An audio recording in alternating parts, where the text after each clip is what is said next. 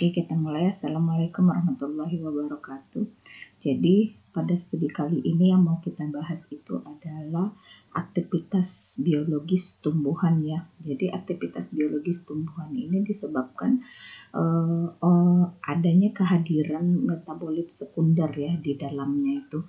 Jadi, di dalam tumbuhan itu kan ada berlangsung metabolisme primer dan metabolisme sekunder, di mana metabolisme primer itu kan adalah metabolisme yang esensial ya bagi kehidupan tumbuhan tersebut. Jadi kalau metabolisme primer itu contohnya sudah saya berikan di farmakognosi, kita pelajari farmakognosi 1 itu contohnya adalah karbohidrat, klorofil, dan protein. Jadi itu esensial bagi tumbuhan tersebut. Tetapi ada metabolisme juga sekunder yang menghasilkan itu adalah berupa metabolit sekunder, berarti ya kan non esensial, tetapi di situ merupakan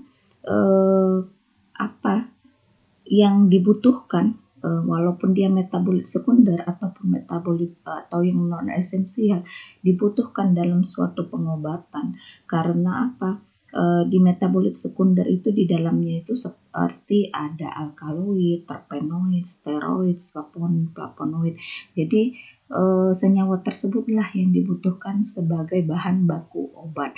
Jadi di sini kita melakukan itu screening fitokimia, yaitu suatu uji pendahuluan.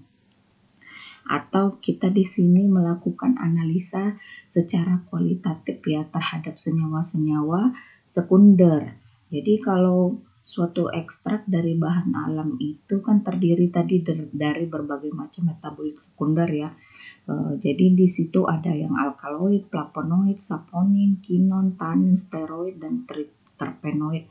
Senyawa tersebut ini jadi dapat kita identifikasi dengan reaksi-reaksi tertentu, berarti yang mampu memberikan ciri khas. Jadi dari setiap golongan di sini dari metabolit sekunder. Jadi dengan penambahan reaksi tertentu akan memberikan warna tertentu secara kualitatif yang menandakan dia golongan apa. Jadi itulah yang screening fitokimia.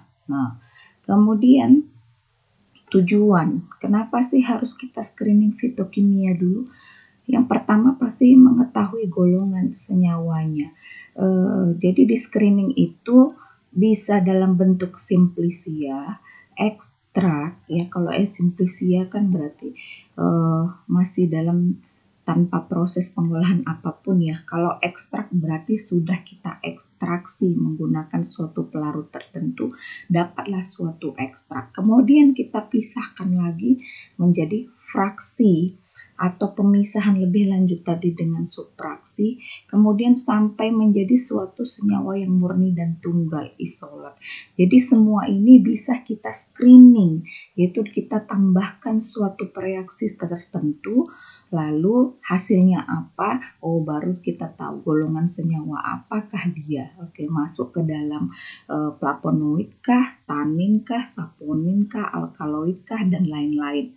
Kemudian yang kedua itu adalah menentukan metode. Metode yang digunakan untuk mengisolasi senyawa atau metode yang digunakan untuk menarik suatu metabolit sekunder itu dengan pelarut apa? Yaitu berdasarkan apa? Berdasarkan sifat polar, semipolar maupun non-polar. Saya kasih contoh, misalnya di dalam daun bandotan. Di dalam daun bandotan itu terdapat setelah kita screening ya, golongannya itu flavonoid ya, flavonoid. Kemudian maka flavonoid itu menurut literatur adalah bersifat polar. Maka untuk mengekstraksi atau menarik si senyawa si flavonoid tadi harus menggunakan pelarut si polar. Berarti dia baru bisa tertarik dengan pelarut polar. Jangan kamu pilih yang non polar. Jadi di sini kita mau mengetahui pelarut apa yang cocok untuk menarik si golongan senyawa kimia tersebut. Kemudian yang ketiga adalah pencari senyawa aktif baru. ya, atau prekursor bagi sintesis obat-obat baru. Jadi kita mau tarik nih senyawa aktif yang baru, apa kita cari. Kemudian yang pertama ya, dari metabolit sekunder kita bahas ini adalah alkaloid. Jadi ini dia bersifat basa ya, karena ada elektron bebas pada atom nitrogennya. Kemudian reaksi umumnya itu adalah dengan penambahan reaksi Mayer. Jadi alkaloid, kalau kamu di praktikum fitokimia, Mayer itu kan isinya kalium iodida dan merkuri klorida. Oke. Jadi contoh kamu mau melakukan penelitian nih daun bandotan tadi atau daun jambu biji. Jadi simplicia daun biji tadi kamu tambahkanlah reaksi Mayer yang isinya kalium iodida dan HgCl2 di dalam suatu tabung bereaksi. Kemudian jika menghasilkan endapan putih, ya, diduga berarti di dalam daun jambu biji tadi ada senyawa golongan alkaloid. Kemudian reaksi yang kedua dengan penambahan reaksi Dragendorf, yaitu bismut nitrat. Jika ditambahkan menghasilkan warna jingga coklat, maka didugalah alkaloid. Jadi di dalam untuk menentukan aktivitas biologis dari si tumbuhan tadi nggak cukup hanya satu reaksi, tetapi ada reaksi-reaksi pendukung yang lainnya. Oke, ini contoh. Dia senyawa non-alkaloid, tapi dia mengendap dengan reaksi tertentu, atau disebut dia reaksinya positif, tapi dia bukan alkaloid, makanya disebut reaksi positif palsu. Contohnya itu apa? Seperti protein, kumarin, dan lain-lain. Oke, jadi ada namanya yang reaksi positif palsu. Ada juga yang reaksi negatif palsu. Jadi di sini tidak dapat diubah menjadi basa dan tetap berada dalam sel, tidak tertarik dia oleh pelarut, makanya dia negatif palsu. Kemudian yang kedua tadi itu dengan reaksi kualitatif ya. Ini reaksi pengendapan.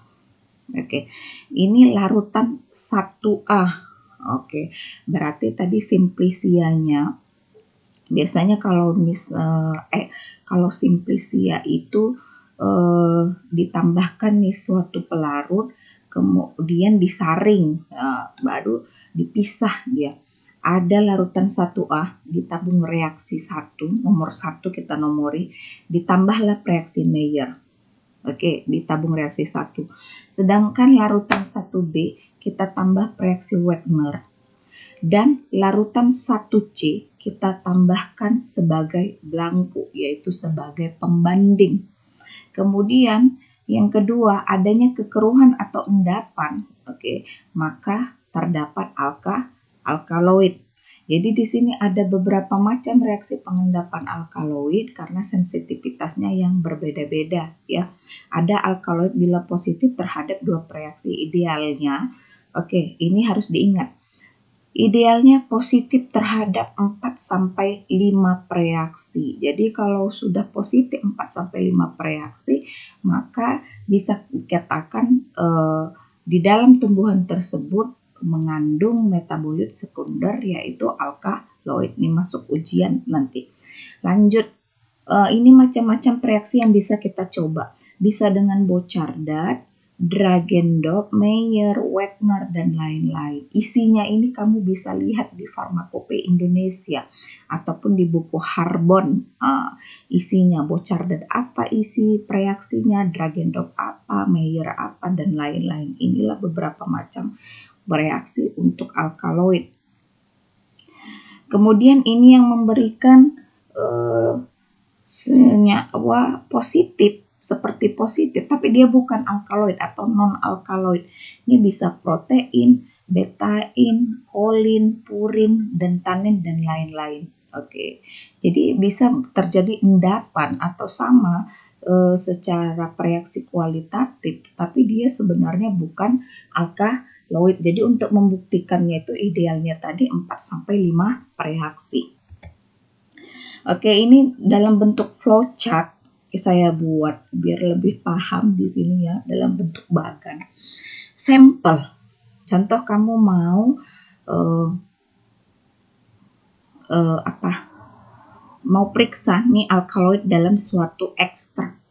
Berarti sampel kamu tadi misalnya dalam bentuk ekstrak kental.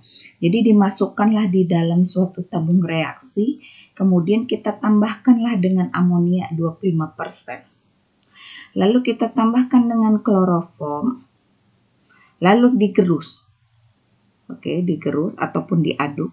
Kemudian kita saring dengan kertas saring. Maka akan keluar tuh filtrat. Kemudian pasti ada ampas. Jadi yang kita gunakan itu adalah filtratnya, bukan ampasnya. Filtratnya tadi kita ekstraksi lagi, kita rendam lagi dengan penambahan HCl selalu 10%.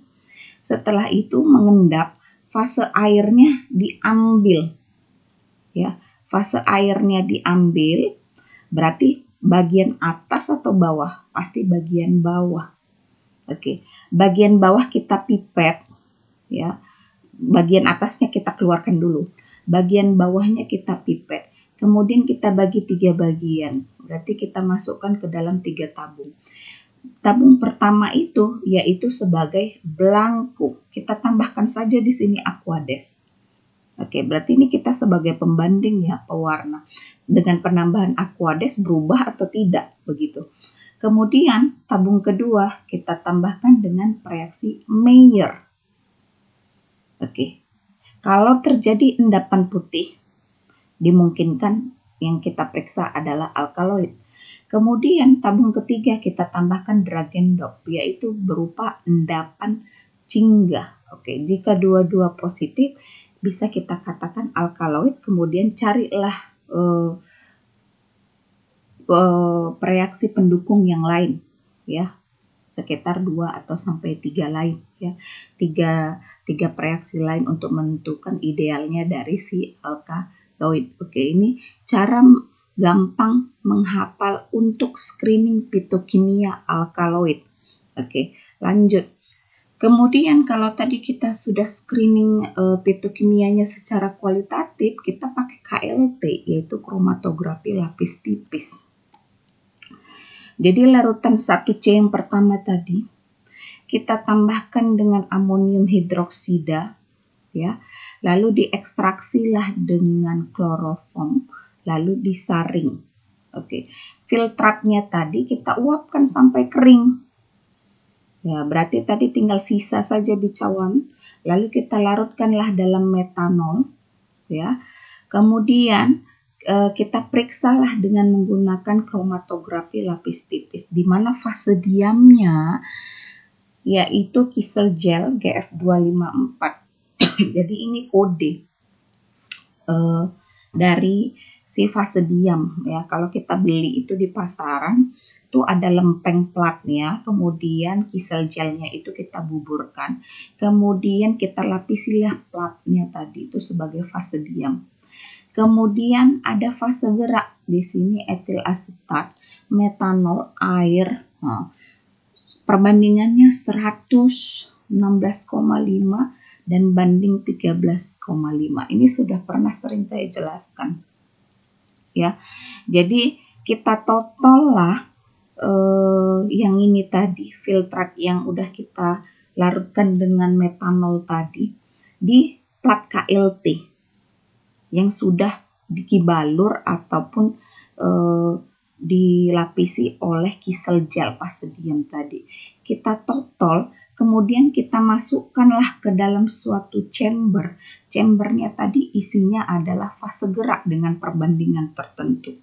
Oke, setelah itu kita diamkan sampai yang kita total tadi naik nodanya sampai ke batas pengembang. Oke, setelah itu baru kita angkat, kita keringkan, lalu kita semprot dengan penampak noda itu, reaksinya isinya Dragendorf. Oke, jika nodanya timbul bercak warna jingga, maka menunjukkan ada alkaloid lah di dalam ekstrak yang kamu periksa tersebut. Oke, ini biasanya kamu sudah lakukan di praktikum fitokimia. Nah, ini menggunakan identifikasi menggunakan KLT. Oke, ini reaksi Mayer ya. Ini pembuatan reaksi Mayer yaitu merkuri iod ditambah kalium iodida. Ini reaksi Dragendorf ya, bismut nitrat ditambah kalium iod. Kemudian yang kita bahas yang kedua adalah metabolit sekunder flavonoid. Ini banyak yang ditemukan ya, hampir 80% di tumbuhan terdapat flavonoid. Jadi di sini pengenalannya itu dengan uji Willstatter cyanidin. Oke. Kemudian kalau warna merah sampai jingga itu golongan flavonoidnya itu ada flavon, warna merah tua flavonol ataupun flavonon. Kemudian kalau sampai biru itu aglikon atau glikosida. Ini golongan dari beberapa flavonoid. Oke, warna ini juga ditarik dengan amil alkohol. Oke, ini cara gampangnya dengan suatu flowchart ya. Sampel. Nah, sampelmu dalam bentuk ekstrak nih, contohnya. Ditambahkan dengan air panas, lalu kita didihkan, lalu saring dengan kertas saring, maka dapat filtrat. Filtratnya tadi yang kita tambahkan dengan serbuk magnesium tambah alkohol banding HCl 1:1. Udah, kemudian kita tambahkan amil alkohol. Oke. Kita kocok kuat. Biarkan sampai memisah. Oke. Biarkan sampai memisah. Setelah memisah berarti ada lapisan atas sama lapisan bawah. Oke. Kalau dia berwarna jingga sampai merah pada lapisan amil alkohol, maka positif flavonoid. Pertanyaannya, lapisannya tadi yang berwarna merah jingga, lapisan bawahkah atau lapisan atas? Oke, coba dicari. Lapisan bawah atau lapisan atas yang berwarna merah pada lapisan amil alkohol menunjukkan dia positif flavonoid. Nah, ini secara kualitatif. Oke, ini preparasi sampelnya ya. Jadi sebanyak ini 0,3 gram dikocok dengan N-hexan berkali-kali sampai ekstra itu tidak berwarna. Lalu nanti residunya kita larutkan dengan etanol, dibagilah menjadi 4 bagian. Ya, berarti ada larutan 3A, 3B, 3C, dan 3D. Oke. Lalu di reaksi warna. Reaksi warna tadi 3A tadi sebagai belangko. Reaksi 3B kita tambahkan dengan HCl pekat. Lalu kita panaskan, diamati terjadi perubahan warna atau tidak. Kemudian bila perlahan-lahan menjadi warna merah terang atau ungu, berarti dia menunjukkan apa? Adanya leukoantosianin, di mana ini adalah golongan dari si flavonoid. Kita bandingkan juga dengan belangko. Oke, kalau belangkonya memberikan warna, berarti udah nggak benar tuh percobaannya, ya. Kemudian Willstatter larutan 3A tadi, yaitu kita bandingkan itu sebagai belangko. Lalu larutan 3C-nya kita tambahkanlah dengan HCl pekat, kemudian ditambahkan magnesium. Lalu diencerkan dengan air, ditambahkan dengan 1 mili butanol. Jadi kalau terjadi perubahan warna merah jingga, menunjukkan dia golongannya flavon. Kalau dia merah pucat, menunjukkan yaitu golongan flavonol. Merah tua menunjukkan adanya flavonon. Nah, itulah salah satu reaksi kualitatif. Kemudian kita uji dengan KLT, yaitu kromatografi lapis tipis. Larutan yang sudah kita pisahkan tadi, yang 3D tadi, berarti ada beberapa macam tabung ya, sampai ada 4 tabung. Kita totolkanlah di fase diam. Oke, fase diamnya tadi berupa plat KLT yang sudah dibuburkan dengan kisel gel GF254. Fase geraknya yang di dalam chamber kita pakai BAW, yaitu butanol, asam asetat, dan air, water 4:1:4. Oke. Lalu penampak bercak yang kita pakai adalah uap amonia sama asam sitrat borat. Oke. Jadi sudah kita total nih, kemudian masukkan ke dalam chamber.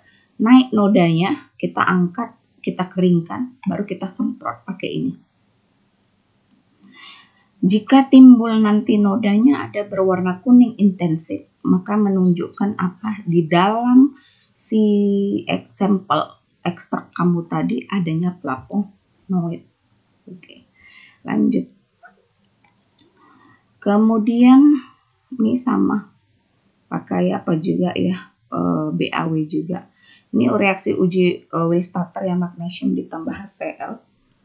Kita bahas saponin. Jadi saponin ini suatu glikosida ya, dia ada bagian aglikon, ada bagian glikon yang gula. Bila dihidrolisis ada bagian ini. Biasanya ini yang paling khas adalah dengan pengocokan kuat aja akan muncul suatu busa ataupun buih ya di sini. Kita lihat ini bagannya. Sampel atau ekstrakmu kita tambahkan air panas, didihkan lalu disaring. Filtratnya yang mau kita ambil di sini. Kita kocok kuat lama ya, vertikal berarti ke atas. Selama 10 detik. Lalu kita biarkan 10 menit ya. Busanya itu tidak harus lebih dari 1 cm. Kamu ukur nih pakai aparol ya atau mistar. Lalu setelah itu kita tambahkan HCl2 normalitas. Kalau busanya stabil tidak turun-turun, maka di dalam tumbuhan tersebut atau sampel tersebut positif mengandung saponin. Nah, ini paling gampang. Ya, ini reaksi hidrolisisnya ya, terpecah menjadi glikon dan aglikon. Kemudian ini ekstrak sebanyak 0,5 gram. Ditambahkan HCl2n, didihkan, tutup dengan corong berisi kapas basah selama 2 jam untuk menghidrolisis saponin. Udah. Setelah dingin kita tambahkan amonia, kita ekstraksi dengan N-hexan, lalu uapkan sampai tinggal 0,5 mili, baru kita totolkan. Ini kalau kita mau pengujian dengan plat KLT. Nah, ini perlakuannya yang mau diinikan. Udah tinggal 0,5 mili. 0,5 milinya tadilah kita totolkan, yaitu pakai jarum penotol di plat KLT. Plat KLT-nya tadi kita buburkan pakai kisel gel GF254 nih kalau kamu beli di pasaran. Lalu fase geraknya di chamber itu kita pakai N-hexan sama etil asetat, yaitu perbandingannya 4:1 ya. Kemudian penampak bercaknya itu pakai anisaldehid asam sulfat dan antimon klorida. Oke, nanti kalau nodanya yang ditunjukkan setelah ditarik pakai sifat segera warnanya ungu atau kuning, untuk anisaldehid asam sulfat ya. Kalau merah muda dia untuk penambahan dengan antimon klorida, menunjukkan senyawa tersebut mengandung saponin. Oke. Ini kemudian kita lanjutkan identifikasi terpenoid atau steroid bebas. Ini secara KLT. Jadi ekstraknya tadi kita tambahkan dulu sama N-hexan. Kenapa pakai N-hexan? Karena terpenoid atau steroid ini sifatnya semipolar ke nonpolar. Kita tarik dulu dia pakai pelarut yang nonpolar. Lalu diaduk sampai larut. Lalu kita totolkanlah sisanya tadi pakai jarum penotol di fase diam. Fase diamnya siapa? Kisel gel GF254. Fase geraknya kita pakai sama N-hexan sama etil asetat 4:1. Penampak nodanya pun sama seperti steroid tadi. Anisaldehid asam sulfat. Oke. Lalu ini ada kinon ya, dia pakai uji Bronstegger. Di sini membentuk garam hidrokinon dengan larutan alkali kuat ya. Nanti dia akan menunjukkan warna merah terang di sini ya, menunjukkan adanya si quinoid ya. Ini bagannya. Tambah air panas, saring, filtratnya kita tambahkan aja dengan natrium hidroksida. Warnanya kuning sampai merah menunjukkan ada si quinine Ya, ini reaksi Bronsteggernya dengan penambahan natrium hidroksida. Lalu ada tanin. Oke. Biasanya itu dengan penambahan paling ciri khas adalah FeCl3 ya. Ferriklorida. Jadi membentuk warna bisa hijau, biru atau kehitaman. Ya. Kita lihat ada dua jenis tanin ya. Ada namanya tanin galat. Ya, dia akan terhidrolisis dengan penambahan asam basa ataupun enzim. Ada tanin katekat, ya, dia dengan penambahan asam dan pemanasan. Ini kita lihat ya pemeriksaan tanin. Sampelnya sama, tambahkan air panas, lalu kita didihkan, lalu disaring. Ya, dapatlah filtrat, baru kita tambahkanlah ferriklorida. Warnanya nanti akan menunjukkan hijau kehitaman, ya, lebih pekat lagi hitamnya, hijaunya sedikit nanti ya. Kemudian kita bagi dua yang udah berwarna tadi, kita bagi dua, kemudian kita tambahkan dengan preaksi Stechny ya. Satu lagi kita tambahkan preaksi gelatin 1%. Ya, jika kita penambahan dengan Stechny tadi, kemudian kita didihkan selama 90 derajat Celcius, warnanya itu endapan merah muda. Maka menunjukkan tadi kan ada dua golongan. Tanin katekat. Jika dengan penambahan gelatin warnanya endapan putih, menunjukkan positif tanin. Yang ini kita bagi dua lagi, kita saring. Oke, dapat filtrat. Filtratnya kita tambahkan natrium asetat sama FeCl3. Ya, kalau warnanya kehijauan berarti menunjukkan tanin galat. Ya, oke. Kita lihat ini yang reaksi Stechny ya, isinya ada formalin banding HCl, yaitu 2:1 ya. Ini steroid dan terpenoid tadi. Nah, ini steroid. Ini terpenoid hampir mirip ya, karena tersusun dari satuan isopren. Ini reaksinya biasanya pakai Lieberman-Burchardt. Pakai Lieberman-Burchardt. Oke, ini juga. Ini yang steroid tadi ya. Ini kalau dia pakai Lieberman-Burchardt, ini reaksi kualitatifnya. Kita maserasi dulu dalam ether, udah kita rendam, baru kita saring. Filtratnya tadi uapkan pakai Lieberman-Burchardt. Kalau warnanya biru kehijauan menunjukkan steroid, kalau merah ungu triterpenoid. Sama, kalau steroid sama triterpenoid itu pemeriksaannya sama, hanya warnanya saja nanti menunjukkan. Kalau steroid biru hijau, ini merah ungu. Ya. Nah, ini kalau kita uji dengan plat KLT, hampir sama, fase geraknya sama, kisel gelnya sama, penampak bercaknya FeCl3 juga. Ya. Kemudian, ini contoh isolasi lignan dari daun sirih. Jadi di dalam paper betel itu banyak kandungannya. Salah satunya itu adalah lignan. Jadi lignan ini sering banyak digunakan sebagai anti tumor, kemudian untuk penyakit hati, ya, kemudian ada apa juga ya, antibakterinya ada, kemudian anti rodensianya ada. Kita lihat ini sirih ya. Jadi ini kan tanaman asli Indonesia ya di sini.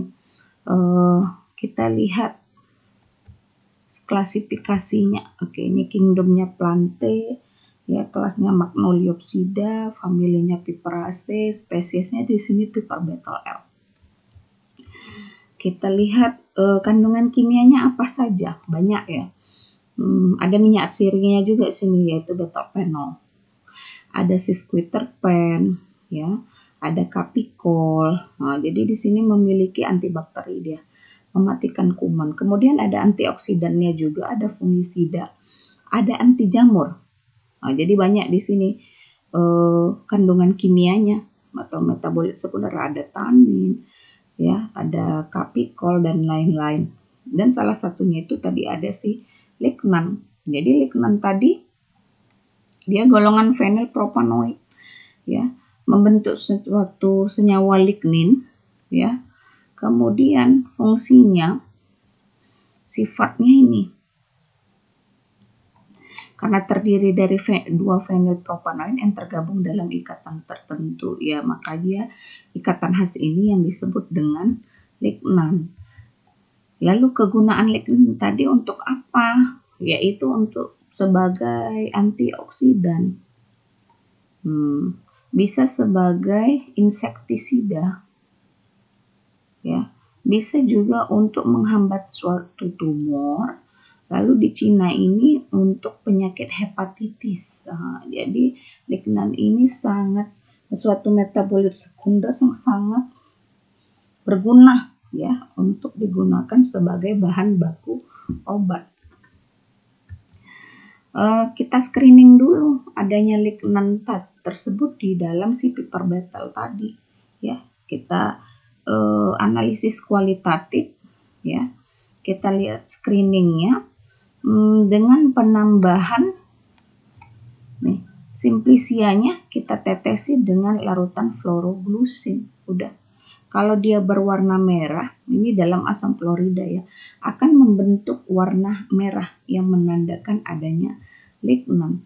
Lalu kita ekstraksi di sini.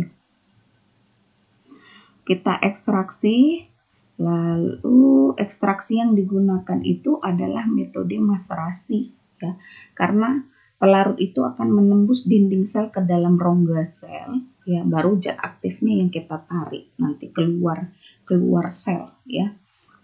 Lalu udah kita tarik tadi ekstraksi, ya, berarti dapat suatu ekstrak. Baru kita uji dengan suatu kromatografi lapis tipis, kita lihat pakai KLT. Kalau tadi pakai KLT, ya, dia di sini sering digunakan karena memiliki banyak keuntungan. Sederhana, murah, ya. Bisa pakai yang kromatografi planar ataupun pakai KKT, yaitu kromatografi kertas. Bisa kita identifikasi juga pakai kromatografi gizi, yaitu gas spektrofotometer massa. Berarti nanti ekstraknya itu kita injeksi ke dalam suatu alat gizi, ya. Nanti baru kita lihat tuh, nanti ada fase diamnya, kemudian ada fase geraknya. Di situ nanti kita baca berdasarkan hasilnya. Kita lihat nanti spektrumnya gimana, menunjukkan adanya lignan atau tidak.